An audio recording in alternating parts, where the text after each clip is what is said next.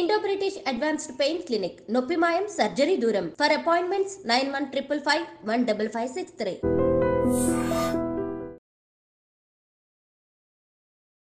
నమస్తే, welcome to I dream. నేను మీ ఝాన్సీ. అయితే గ్రూప్ డి నోటిఫికేషన్ రాబోతుంది. మరి ఈ గ్రూప్ డి నోటిఫికేషన్కి ఎడ్యుకేషన్ క్వాలిఫికేషన్ ఏంటి, ఎగ్జామ్ ఎలా ఉండబోతుంది, ఈ విషయాలన్నీ డిస్కస్ చేద్దాం.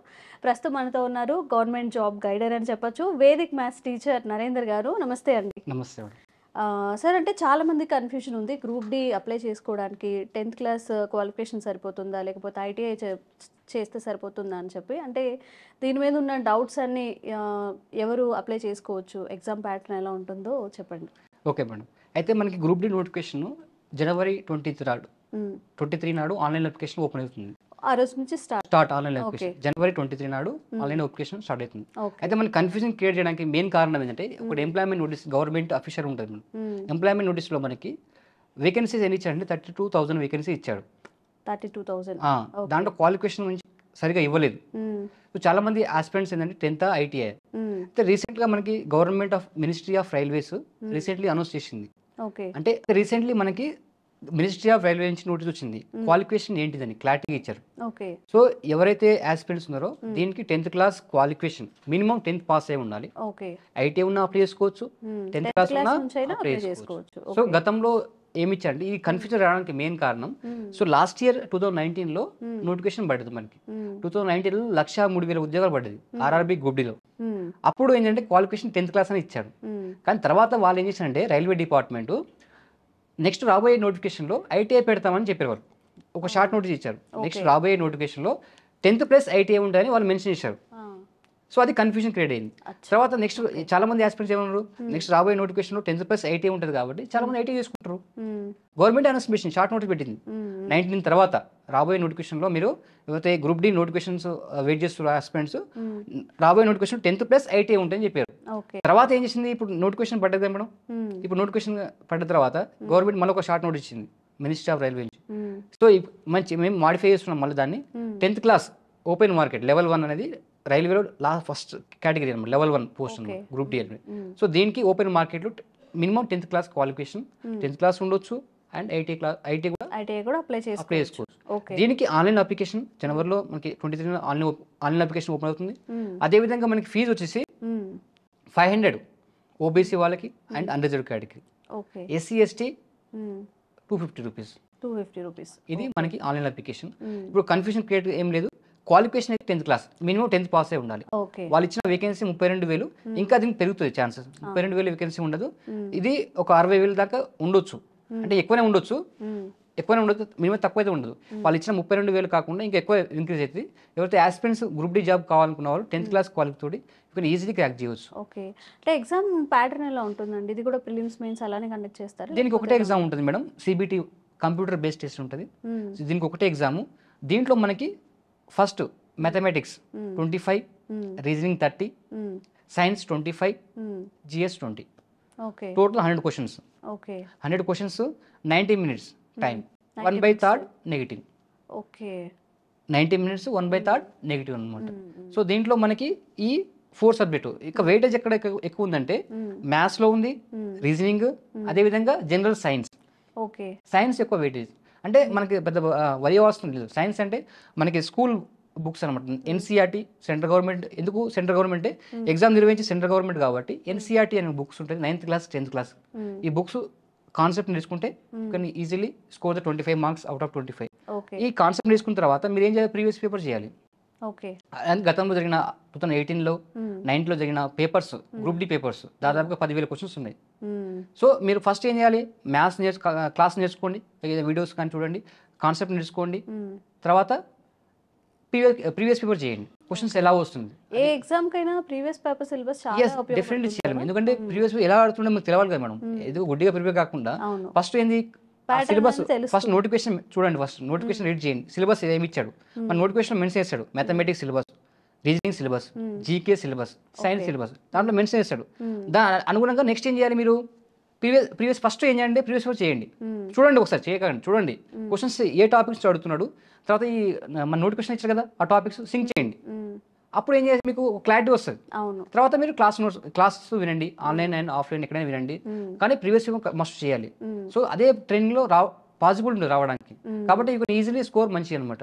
సో దీంట్లో మనకి ఈ 100 మార్క్స్ లో గతంలో కట్ ఆఫ్ చూసుకుంటే ఎస్సీ ఎస్టీ అందరూ తీసుకుంటే ఎస్సీ ఎస్టీ కట్ ఆఫ్ కొంచెం తక్కువ ఉంటుంది, అన్రిజర్వ్ ఓబీసీ కొంచెం ఎక్కువ ఉంటుంది. సో ఎవరైతే ఎస్సీ ఎస్టీ ఉన్నో 60 అబోవ్ రావాలి ప్లస్ 60.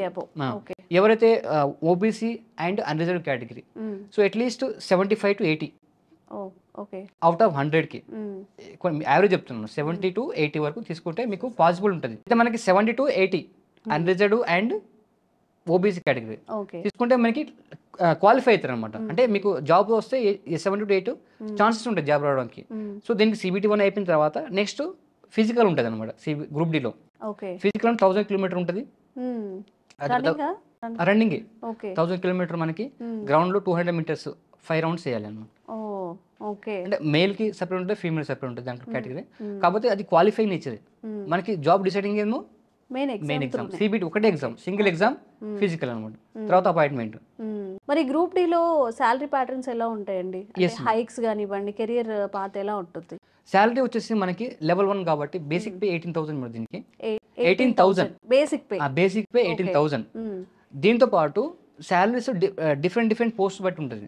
ఫర్ ఎగ్జాంపుల్ మీకు 18,000 కదా, DA HRA హౌస్ రెంట్ ఇవన్నీ TA కలుపుకొని యావరేజ్ గా. ఇంకోటి దీంట్లో సిటీస్ బట్టి ఉంటుంది, అంటే X city Y city Z అలా ఉంటుంది. లేదా కొన్ని పోస్టులు ఉంటాయి, అసిస్టెంట్ ట్రాక్ మెయింటైనర్ కానీ, తర్వాత అసిస్టెంట్ పాయింట్స్ మెన్ కానీ, assistant signals. So different average చూసుకుంటే మీకు 30 to 35 రఫ్లీగా. సో మినిమం కొన్ని పోస్టులకి X city Y city Z city ఉంటుంది కదా, Z సిటీకి అయితే యావరేజ్ 25 to 30 వరకు. సో యావరేజ్ గా ఇప్పుడున్న పే కమిషన్ ప్రకారం 7th పే కమిషన్ యావరేజ్ 30 వరకు సాలరీ ఉండొచ్చు. 30 అంటే స్టార్టింగ్ సాలరీ 30 ఉంటుంది. 30 ఉండొచ్చు. మరి వాళ్ళ గ్రోత్ ఎలా ఉంటుంది? ఇయర్ బై ప్రమోషన్స్ ఉంటుంది, GDSC డిపార్ట్మెంట్ ఉంటుంది, డిపార్ట్మెంట్ ఎగ్జామ్స్ మళ్ళీ కండక్ట్ చేస్తుంటది వాళ్ళ వారికి. GDSC 2 years minimum prohibition period ఉంటుంది. ఆఫ్టర్ 2 years తర్వాత మీరు డిపార్ట్మెంట్ ఎగ్జామ్ రాసుకోవచ్చు. అది అలగ్ పోస్ట్ని బట్టి. కొన్ని పోస్టులు డిపార్ట్మెంట్ లేట్ ఉండొచ్చు, ప్రమోషన్స్ ఉంటుంది. కొన్ని పోస్టులు ప్రమోషన్ తొందరగా ఉండొచ్చు, డిపెండ్ ఆన్ ది పోస్ట్ని బట్టి. సో దీనిలో ఉండే మేజర్ పోస్ట్ వేకెన్సీ ఎక్కువ వచ్చేసి మనకి track maintainer, assistant track maintainer ఎక్కువ వేకెన్సీ వచ్చేది. తర్వాత మనకి పాయింట్స్ మెన్, తర్వాత అసిస్టెంట్ సిగ్నల్ టెలికామ్, తర్వాత అసిస్టెంట్ బ్రిడ్జ్. సో ఇట్లా మనకి డిఫరెంట్ పోస్ట్ ఉంటుంది. సో మీరు అప్లై చేసే ముందు మనకి ఏ జోన్ అప్లై చేయాలని చూసుకోండి జాగ్రత్త క్లారిటీగా. అంటే జోన్ వైజ్ గా ఉంటుంది, ప్లస్ కట్ ఆఫ్ కూడా జోన్ వైజ్ గా ఉంటుంది. అంటే ఫర్ ఎగ్జాంపుల్ సికింద్రాబాద్ అప్లై చేశారు, ఈ జోన్ కట్ ఆఫ్ అలాగ ఉంటుంది. For example Chennai zone apply చేశారు, ఎవరైనా వేసుకోవచ్చు, ఎక్కడైనా వేసుకోవచ్చు, ఆల్ ఓవర్ ఇండియాలో అందరు లోకల్. కేటగిరీ వైజ్ గా కట్ ఆఫ్ మళ్ళీ. ఫర్ ఎగ్జాంపుల్ సికింద్రాబాద్ చూశారు మీరు, దాంట్లో అన్రిజర్వ్ కేటగిరీ ఒక కట్ ఆఫ్, ఓబీసీ ఒక కట్ ఆఫ్, అలా చెన్నై జోన్ అట్లా. కట్ ఆఫ్ తక్కువ ఉండాలంటే మీరు ఏం చేయాలంటే ఫస్ట్ హుబ్లీ జోన్ చేసుకోండి, Hubli zone, Chennai zone, Kerala zone చేసుకోండి. సికింద్రాబాద్ కట్ ఆఫ్ ఎక్కువ ఉంటుంది, ఎందుకంటే ఇక్కడ చేసే వాళ్ళు మనోళ్ళు కాదు, నార్త్ ఇండియన్స్ చేస్తారు. లివింగ్ కాస్ట్ కూడా అఫోర్డబుల్ ఉంటుంది కాబట్టి వాళ్ళు యూ కెన్ ఈజీలీ మేనేజ్. అంటే జాబ్ వచ్చిన తర్వాత అదే 25 to 30 శాలరీస్ బెంగళూరు ఉంటే మనం చేయగలేము, ఒక సింగిల్ పర్సన్ మేనేజ్ చేయలేము శాలరీ విషయంలో. లివింగ్ కాస్ట్ ఎక్కువ ఉంటాడు బెంగళూరు. సో అక్కడ చాలా మంది IT ఎంప్లాయీస్ ఉంది కాబట్టి ఎక్కువ అప్లై చేయాలి. గ్రూప్ 4 అనేది లెవెల్ 4 కేటగిరీ అనమాట. మరి 30,000 నుంచి స్టార్ట్ అయ్యి వాళ్ళ హైక్ ఎలా ఉంటుందండి? అండ్ ఎండ్ వరకు కెరియర్ ఓకే, ఇంకా రిటైర్మెంట్ ప్రకటించే టైం కానీ లేకపోతే పీక్స్ లో 1 lakh వరకు. యాక్చువల్ మనం మినిమం బేసిక్ 32, వాళ్ళ రిటైర్మెంట్ సరికి 7th పే కమిషన్ వరకు 69,000 వరకు ఉంది.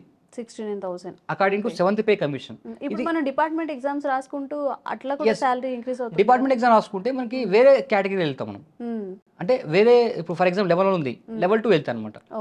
లెవెల్ 2 మన సపరేట్ పే స్కేల్, అది వేరే పే స్కేల్ మళ్ళీ కంప్లీట్. అంటే లెవెల్ 1 అనేది వేరే పే స్కేల్, లెవెల్ 2 ఇట్లా ఇండియాలో మనకి 7th పే కమిషన్ ప్రకారం లెవెల్ 1, లెవెల్ 2, లెవెల్ 3 అట్లు అప్ టు లెవెల్ 10 వరకు ఉంటుంది. మనకి లెవెల్ వైజ్ ఉంటుంది.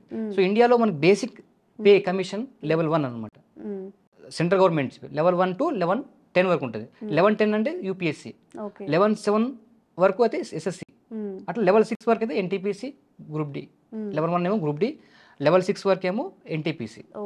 సో అట్లా డిపెండ్ ఆన్ ది పోస్ట్ బట్టి ఉంటుంది. ఓకే, ఈ జాబ్ లో 1 lakh వరకు వెళ్ళొచ్చు మనం రిటైర్మెంట్ అయ్యేసరికి. ఎస్, వెళ్ళొచ్చు. ఓకే, గ్రూప్ డి జాబ్ కూడా తక్కువేం కాదండి. శాలరీ పరంగా చూసుకున్నా, వర్క్ పరంగా చూసుకున్నా, అండ్ సొసైటీలో కూడా రెస్పెక్ట్ ఉంటుంది. రైల్వే జాబ్ అని చెప్పి నిజంగా చాలా మంచి జాబ్స్ అండి ఇవి. అప్లై చేసుకుంటే మంచి ఫ్యూచర్ ఉంటుంది. అప్లై చేసుకోండి. వేకెన్సీస్ ఇండియాలో హైయెస్ట్ వేకెన్సీ గ్రూప్ డి జాబే రైల్వేస్ డిపార్ట్మెంట్ లో. సో లాస్ట్ ఇయర్ ట్రెండ్ తీసుకుంటే 2018 లో 60,000 వేకెన్సీస్, 2019 లో 1,00,000 ఉద్యోగాలు. ఇప్పుడు మనకి ఇచ్చిన వాళ్ళు 32 వేకెన్సీ, కానీ ఇంకా పెరుగుతుంది. సో యావరేజ్ తీసుకుంటే 60,000 అయితే యావరేజ్ వస్తుంది. సో 60,000 అంటే మీకు ఇండియాలో largest employee in Indian railways కాబట్టి, సో యూ కెన్ ఈజీలీ ఒకటే సింగిల్ ఎగ్జామ్, టైర్ 1 టైర్ 2 ఏం కాబట్టి single exam you can easily job. Okay, so ఎవరైతే ఎంగేజ్ ఉన్న వాళ్ళకి ప్రిపేర్ అయితే ఒకటే సింపుల్, ఇక్కడ మ్యాథ్స్, రీజనింగ్, జిఎస్ లో general science main important. General science NCERT books 9th class 10th class. అదే స్టేట్ ఎగ్జామ్ అయితే ఎస్సీఆర్టీ, తెలుగు మీడియం అయితే ఎస్సీఆర్టీ ఉంటుంది. అది చదువుకోండి, ప్రీవియస్ పేపర్ రాయండి, మాక్ టెస్ట్ రాయండి. Simple, you can easily score the 70+ above. Okay, okay అండి, థ్యాంక్ యూ. Thank you.